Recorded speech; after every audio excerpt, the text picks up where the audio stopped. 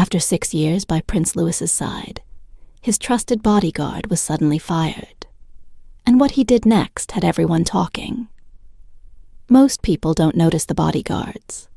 That's the point. They're trained to blend in, stay quiet, and act only when they must. But over time, there are some faces that become familiar.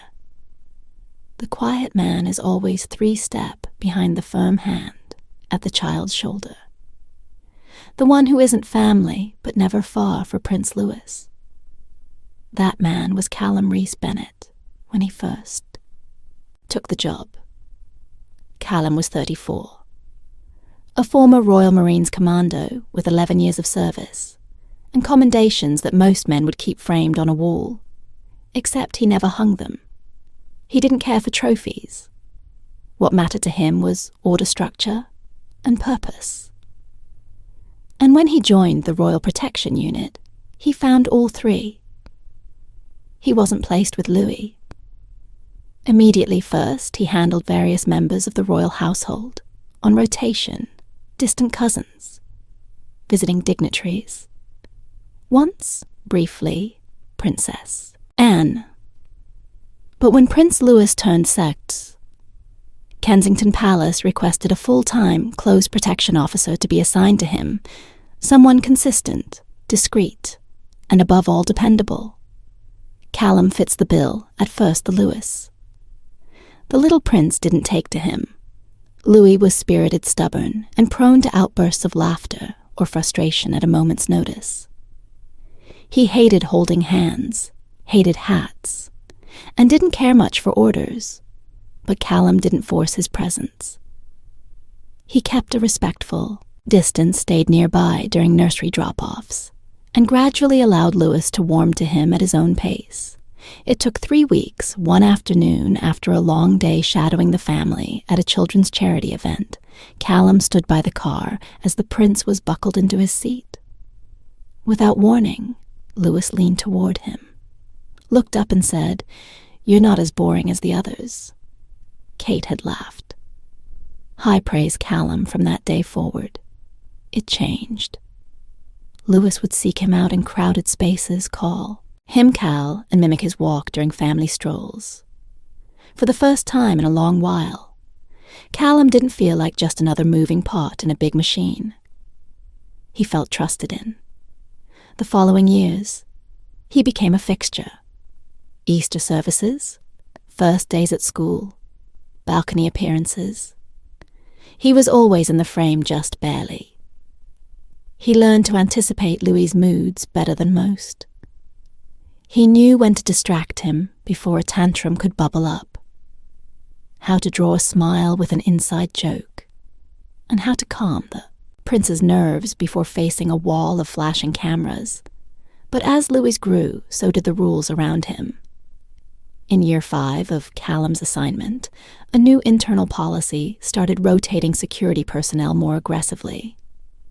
The idea, according to officials, was to prevent emotional entanglement and ensure that protection remained purely professional. Calum didn't like it. He believed in emotional discipline. Yes, but he also believed that being reliable and earning trust was key to keeping a child safe. And Louis was still a child, no matter how often the world placed him under scrutiny.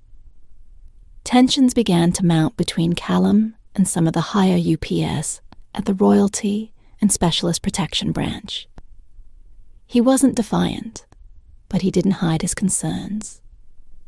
Either a few offhand remarks during security briefings about risk management and the importance of consistency were noted and eventually reported. Still, he kept his post. The Cambridges, especially. Kate appreciated his presence. He was professional, calm, and entirely unambitious. He didn't seek closeness. He didn't overstep, but quietly he'd become part of the fabric. And then came the event that changed everything. It was a warm spring morning in early May. The royal family was attending a community event at a countryside school. William was speaking inside with local leaders. Kate was seated with a group of children for an arts and crafts segment. Louis, meanwhile, was set to plant a tree in the garden. It was a photo op, designed to be light and charming. Calum, as always, scanned the crowd. The outer perimeter was secured. The local constabulary was cooperative. Still, something didn't sit right. A man in his mid-30s stood just beyond the tape, holding what appeared to be a clipboard. He wore the vest of a volunteer, but Calum didn't recognize his face from the staff list they'd been given that morning. His grip on the clipboard was tight. His eyes were darting. Not watching Louis, but watching them. Security instinct took over. Calum moved quietly, efficiently. He approached from the left flank, signaled with a subtle hand gesture. To the constable nearby, within seconds. He closed in name. He asked the man stuttered his badge. Didn't match the credentials they were issued. The clipboard had nothing but blank pages. It wasn't a direct threat, not technically no weapon, no aggressive move, but it was enough to breach protocol enough to call attention. Later that day, during the debrief, the incident was reviewed. Calum's quick thinking had neutralized a potential threat, but he'd also ignored a stand-down order issued over comms by one of the royal security supervisors who hadn't perceived the man as dangerous. That was the problem. Calum didn't contest the reprimand, but when asked to write a formal apology for overstepping his assignment, he refused. He'd do it the same way. Again, he said his duty wasn't to the optics. It was to the child. 3 weeks later, he was dismissed. The official phrasing was clinical, a reassignment, due to internal restructuring. There was no public announcement, no statement from the palace. One day he was there, the next gone. Louis asked about him. Kate paused, then gently said, "He's working somewhere else now." But Calum wasn't working, not yet.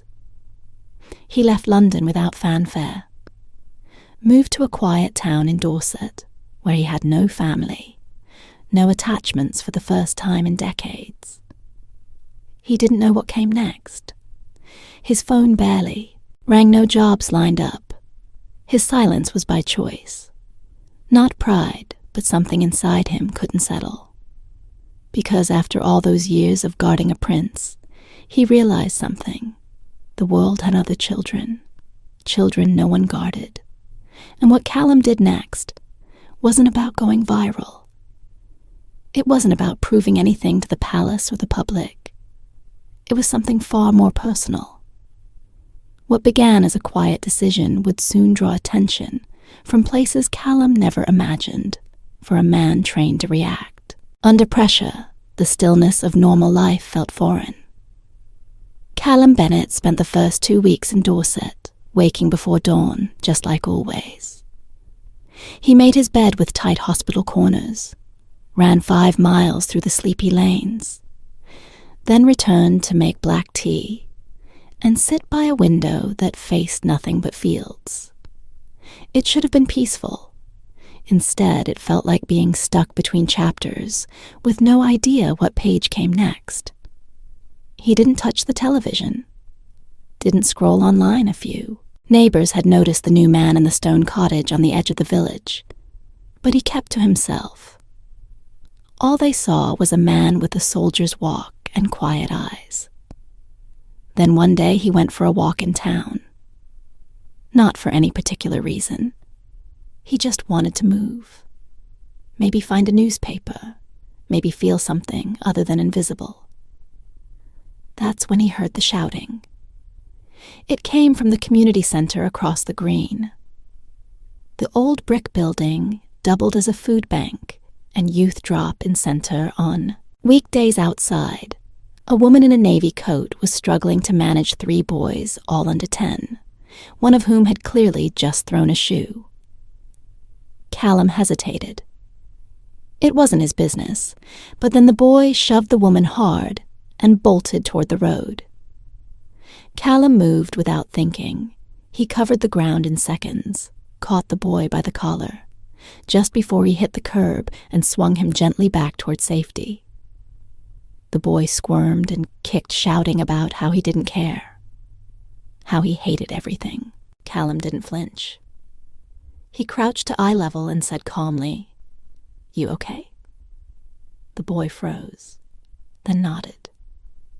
The anger dissolved fast, just like Lewis used to, just like kids always do when they sense the adult isn't scared of them, but isn't angry either. The woman came running up breathless and thanked him profusely. "I'm Emma," she said. "He's Jamie. Sorry, he's going through things." Calum only nodded. "I've dealt with worse." She laughed awkwardly. "You work with kids?" He paused. Not anymore. It could have ended. They're just a small town incident forgotten by the next morning. But something about that moment sat with him. The boy wasn't bad. He was lost. Angry, unheard. That night, Calum couldn't sleep. He kept thinking about how many kids out there were like Jamie. No structure. No stability. No one is consistent. It echoed what he always said during those palace briefings. The child needs predictability. The next morning, he walked back to the center and asked to speak with whoever was in charge. Her name was Lorraine. She ran the drop-in space 3 afternoons a week, with just 2 volunteers, understaffed, underfunded, and overworked, when Calum offered to help. He looked suspicious at first, until he handed over his full ID clean, background check, and former royal credentials. Her jaw nearly hit the floor. "You guarded Prince Louis." "I looked after him. Yeah, for 6 years. She blinked, and now you're here." He shrugged. Kids are kids. He started small, helping during afternoon hours, playing football in the back lot, sitting in when the younger ones refused to do their homework. He wasn't soft, but he was steady, and that it turned out was exactly what the kids needed. Word spread in the town, fast, not online, but in whispers between parents and teachers. The man who used to guard royalty was now helping their kids stay out of trouble. And he wasn't asking for attention or money. He was just there, within a month. Attendance at the center tripled. Not because of publicity, because kids who never came before started showing up, troubled boys. Shy girls, teens are caught between doing what's right and making the wrong choices. Some didn't know who Calum had worked for. They just knew he listened. And when he gave them a rule, he stuck to it. Lorraine pulled him aside one afternoon and asked, "Why are you really doing this?" Calum leaned against the wall, arms crossed. "Because I was replaced before I was finished. Because there are kids who get thrown out before someone teaches them how to stand up straight." She nodded. That was enough for her. Then came the day that changed everything. It was late June. Jamie, the same boy Calum saved weeks earlier, had gotten into a fight at school. He punched a teacher. The police were called instead of suspension.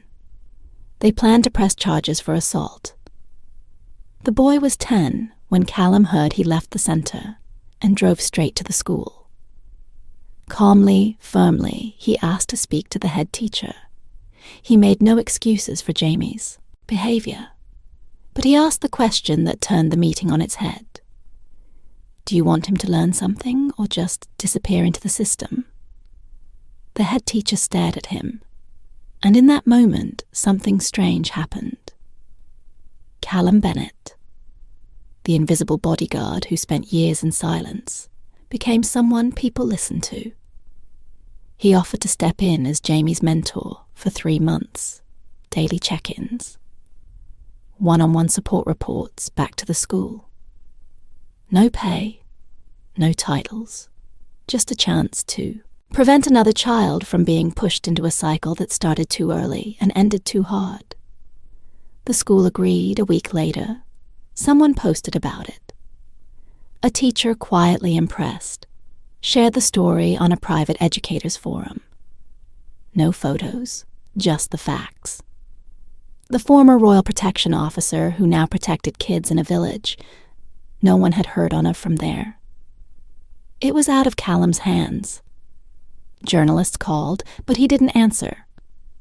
Producers reached out, but he refused. Even an official from a major charity tried to get in touch, saying, "We'd love to help you launch a national program." He said no to all of it. He didn't want a movement. He just wanted to be useful. But change has a way of growing beyond our control. One evening after football practice with the kids, Calum walked into the center and found Lorraine staring at her laptop. "You might want to see this," she said, turning the screen. It was a grainy photo taken from across the street, showing him holding Jamie's hand as they crossed the road. The headline above, it read, "From Prince to Problem, Youth Former Royal Bodyguard's New Mission." Calum didn't blink. "It's not about me," but Lorraine just smiled. It is now, by the time the palace found out what Calum had done. Things had already gone too far to ignore. And quietly, behind closed doors, people who once sent him away began asking the one question they never thought they'd ask. Should we have let him go at all? Keep watching to see how this unfolds. When Calum Bennett first joined the Royal Protection Unit, he never imagined his work would matter beyond the walls of Kensington Palace. His job was to blend in, observe, and protect. But now, for the first time, people were seeing him for who he was. Someone who understood how to make children feel safe, even when their world was spinning out of control. The article hadn't come from a tabloid.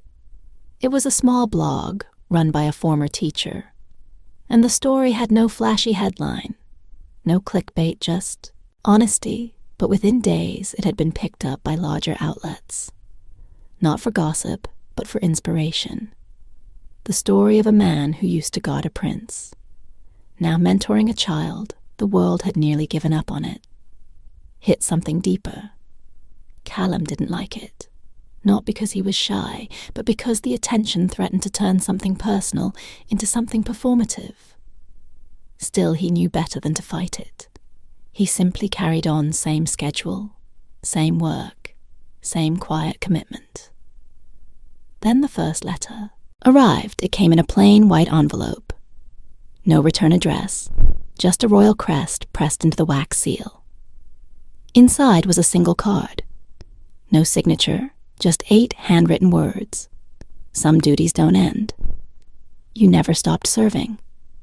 There was no name, but Calum knew exactly who it was. From it wasn't Prince William, and it certainly wasn't anyone from security. The handwriting belonged to someone much smaller. Someone who used to draw spaceships on napkins during lunch breaks, and once asked Calum if guards ever got lonely. Lou was the boy he'd watched grow from toddler to sharp, wide-eyed schoolboy, the boy who once whispered to him during a parade, "You're the only one who listens. You know that." Calum closed the card gently and placed it in a drawer. He didn't need a follow-up. That message said everything, but back at the palace. Not everyone was so quiet, you see. Once the media caught on, questions started coming in. Why had a guard with such a strong record been let go? Was it really about a routine restructuring or something? More officials gave the usual responses. Personnel matters are private. We don't comment on internal security decisions. Still whispers slipped out that perhaps someone, somewhere, had made a hasty call, that maybe Calum had stepped in one too many times, spoken up about things others chose to ignore. Some claimed he had become too attached.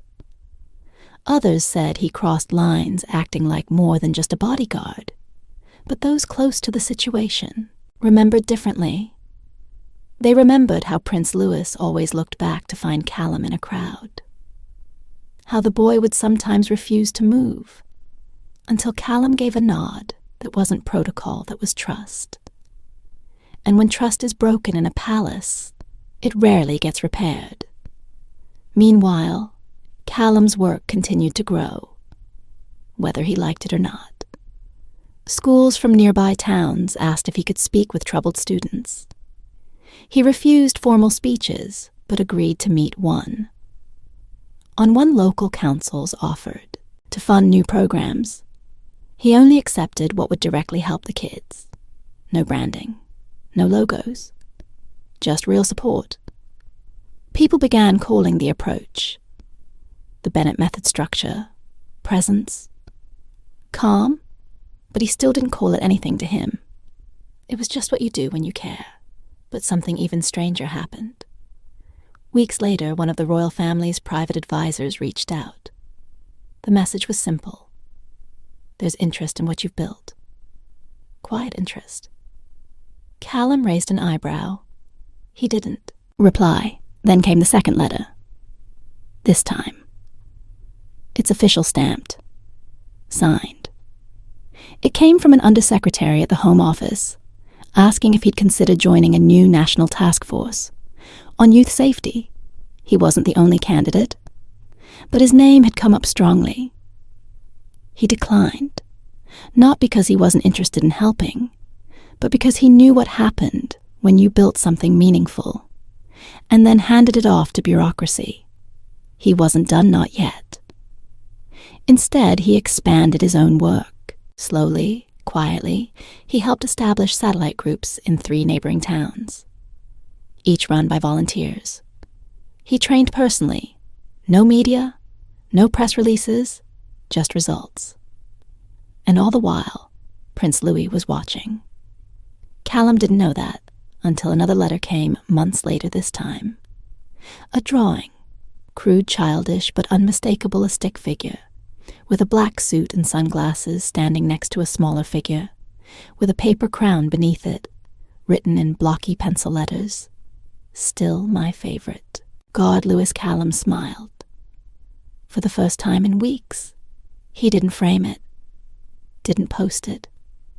Just kept it folded in his wallet to remind himself that even if the world didn't understand what happened, the young prince did.